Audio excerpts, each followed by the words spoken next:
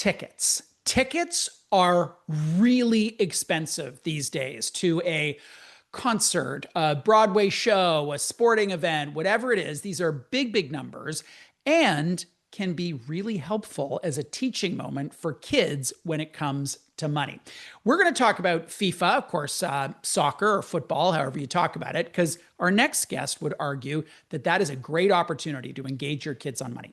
Karen Holland is the founder of Gifting Sense, and she wrote a recent piece using FIFA as this example of how you could engage your kids with money. And she joins us now from New York to talk about that. Hello there. Hi, Bruce.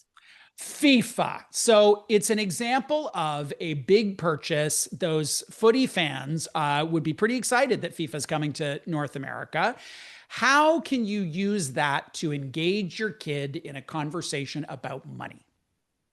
Well, there are lots of ways that I detailed in the piece you referenced. I think you start by inviting them into planning that purchase because this is a way to reveal to them what the big deal is with going to what for many kids is going to feel like a once in a generation opportunity to attend a World Cup game.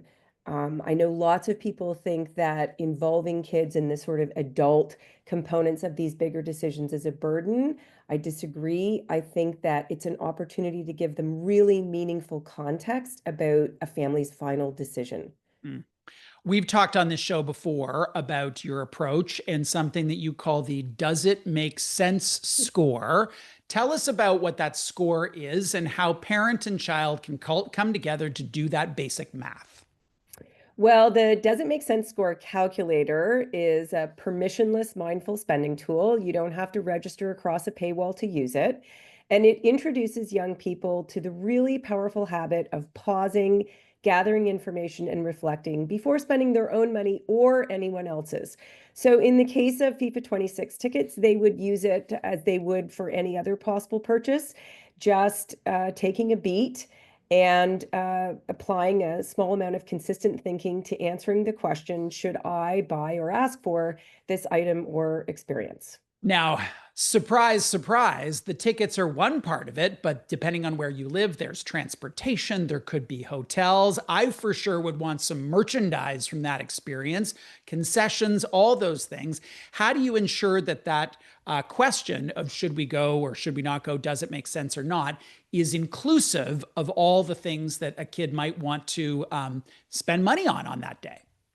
Well, giftingsense.org is almost 10 years old. We launched in November of 2015, and we've worked really hard over the last 10 years to make the tool as thorough as humanly possible. So all of those questions are in the calculator. The questions are a little different depending upon which silo you're operating within. Now we have a pet stim score calculator. We separate out items or experiences, but all the things like the so-called phantom costs, because you don't see them at first, of attending a concert or professional sporting event, just like the ones that you mentioned. Concessions are notoriously pricey. You do want merch, even parking. Don't just guesstimate how much parking the family car costs. Figure it out. And when you have all that good information, then you can assess whether or not you're in a position to have a relaxed, productive conversation with your parents about moving that possible purchase from dream to reality. The DIM score calculator is not an espionage tool. It's not a way for kids to, secretly amass information to unfairly sway their parents. It really is designed to get everybody singing from the same song sheet. And in fact, that's why we remind young people that a DIM score of 8 or greater, which is the threshold level, all that means is that you probably have enough information to have a conversation with your parents. It's a decision checkpoint. It's not the decision driver, right? If you don't have a score of 8, that's your way of sort of knowing you either need more information or to revisit the purchase in some Right. fashion. One of the things that is relevant in the context of tickets for an event like FIFA is dynamic pricing, like airlines. There's just so much technology. AI has revolutionized the price that shows up for the consumer that could be quite different from the price that shows up for another consumer, depending on a whole host of factors. What should kids know about that? Well, there's power and risk in dynamic pricing. I mean, FIFA is committed to ensuring that every seat at every game is filled for the 2026 World Cup. So what this means is that ticket prices could move up or down as we get closer to game day.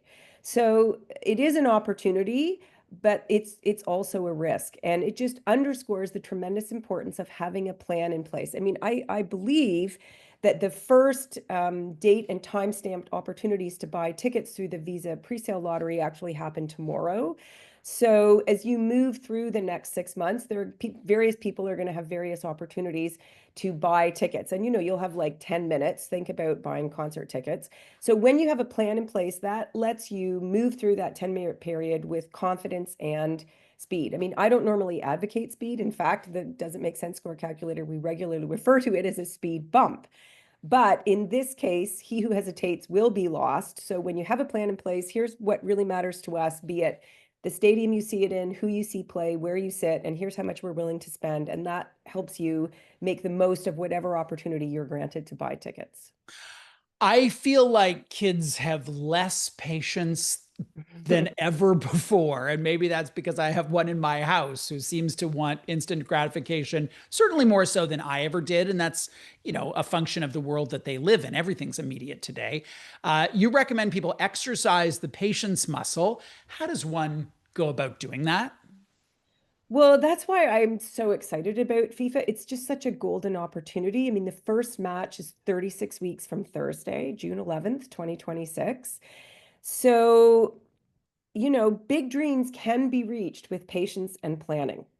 There's enough time for a family to put a plan in place and say, okay, here's what we need to do to make that happen. And one of two things will occur. Kids are either going to move through the process of discovering exactly how much money is required and what's involved in securing these tickets and attending a game. And they're going to decide, actually, it's not worth it to me. One example we use in workshops is, oh, geez, orange linen bell-bottom pants. How often can I really wear those? I'm going to hold off. The second thing that could happen is because they understand what the big deal is, they really buy into making the trade-offs that are going to be required to purchase those tickets. Either way, it's a win. The minimum wage in Canada is somewhere between 15 and maybe 20 bucks an hour. When you do the math on what those tickets are all in, it would represent for someone earning minimum wage a significant amount of time. How do you provide that context for a kid who may not have had a job yet and who sees those numbers on a page but can't really connect the amount of labor involved in order to bring that money in? Okay, well, this is a great question. And one part of our workshops that parents and educators really appreciate is that once a child's decided on a dream purchase, we ask them to fill out what's called a worth the wait goal tracker. And that breaks down how much money they need to save into sort of bite-sized chunks.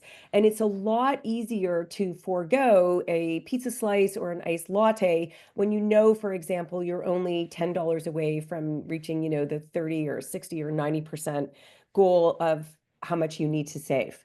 So we do try to make it as tangible as possible. And what gets measured gets done. Uh-huh. Give us the details for where parents can find the info on the Does It Make Sense score and all of your awesome resources. It's all available on the site, giftingsense.org. You just type gifting sense. It's a word play. It's SENSE, instead of CENTS. And everything you need is there. We have a for teachers page, or for parents page. Please check out the frequently asked questions. I'm told nobody reads them, but we spend a lot of time on our answers and they're pretty helpful. I'll go read them. I'll Okay, bump the thanks, traffic Bruce. numbers. Karen, thank you for joining us today. And even more important, thank you for the work that you're doing to really make an impact in the area of financial literacy. As a parent, I am grateful. Thank you, Bruce. Karen Holland was here to talk about FIFA and how this massive sporting event could be a catalyst for you to having a real and really helpful conversation with your kid about money.